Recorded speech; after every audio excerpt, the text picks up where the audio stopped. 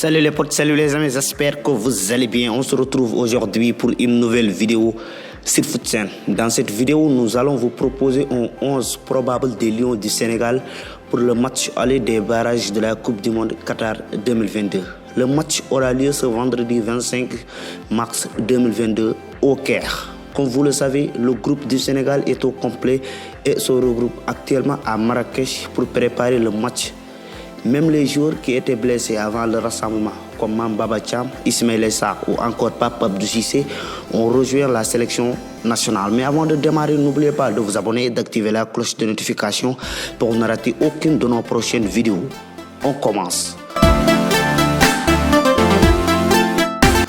D'abord, au poste de gardien de but, il n'y a pas de concurrence et c'est le meilleur gardien du monde, Edouard Mendy, qui devra garder les cages des Lions pour la manche aller.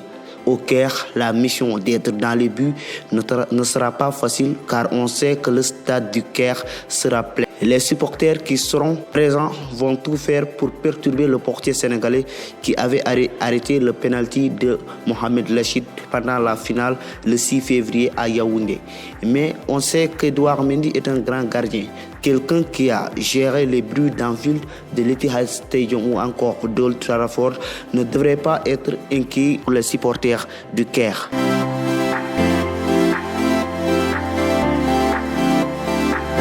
En défense, le duo Abdou Diallo-Kalidou Koulibaly va être aligné par le coach Aliou Cissé. Ce duo solide a donné des satisfactions depuis qu'Abdou Diallo a rejoint la sélection en mars 2021. Pendant la CAN 2021, la défense gérée par le capitaine du Napoli et le joueur du PSG n'a encaissé que 2 buts en 7 matchs. Abdou Diallo avait joué tous les matchs du Sénégal, contrairement à Kalidou Koulibaly qui en a disputé 5 et qui en a raté 2. Depuis qu'il a décidé de jouer pour l'équipe nationale du Sénégal, Abdou Diallo a montré qu'il était venu pour être titulaire. Et pour Kalidou Koulibaly, c'est pas pour rien qu'il est le capitaine du Sénégal devant des cadres qui sont là bien avant lui. Au poste derrière gauche, c'est Saliou Ciss qui devrait prendre sa place. Je pense qu'il n'y a pas aujourd'hui un joueur dans l'équipe qui peut lui piquer sa place. Fodé Ballo-Touré est son concurrent direct et ce dernier n'arrive vraiment pas à montrer son talent dans l'équipe. Pour rappel, Saliou Ciss est l'un des meilleurs joueurs sénégalais de la CAN puisqu'il est présent dans l'équipe type de la compétition. Mais le coach aura beaucoup de difficultés sur qui choisir entre Bouna Sarr et Youssouf Sabaly au poste derrière droit. Bouna Sarr a fait une bonne CAN en l'absence de Sabaly. Il a joué tous les matchs du Sénégal. Mais avant sa blessure, Youssouf Sabaly était le titulaire à ce poste où il sortait de belles performances. Aujourd'hui, avec son retour, Aliou Cissé aura un choix difficile à faire. Déjà parce qu'en ce moment, Sabaly est titulaire du côté de Betis et fait du bien à son équipe. De l'autre côté, c'est le contraire pour son concurrent Bouna Sarr. Avec le Bayern Munich, Bouna n'arrive toujours pas à avoir la confiance du coach allemand Julian Nagelsmann. Il joue très peu et même s'il est sur le terrain, c'est pour des bouts de match. Dans ce 11 probable, nous choisirons Sabaly au poste de latéral droit parce que ce dernier a plus de rythme que Bouna Sarr. Peut-être qu'Aliou Cissé va décider le contraire. Dites-nous dans les commentaires lequel de ces joueurs préfériez-vous voir titulaire à ce poste. Au milieu de terrain, on choisit un milieu composé de 3 joueurs. D'abord en sentinelle, nous aurons sûrement Nampalys Mendy, l'un des meilleurs récupérateurs africains du moment.